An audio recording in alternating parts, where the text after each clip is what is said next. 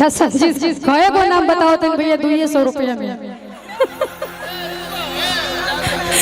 बहुत सारा 2 लाख के बराबर बाटे धरी आपके लिए है लेकिन बस बस एक अब कौनी सवतिया की मरले ममतिया।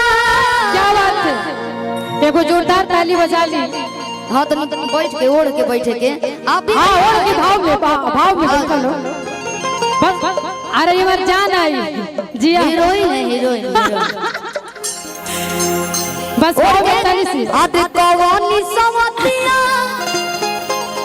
की मरले ममतिया आवे अपनी गुजरिया के गइला तू भूल।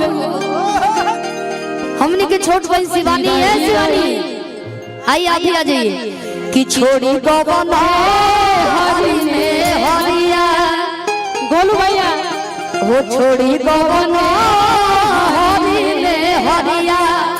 क्या बात है ई पिया भइला गुलाबी के हो हाय भैया कि छोड़ी गबने हरि में हरिया छोड़ी गबना एगो री माइक बका।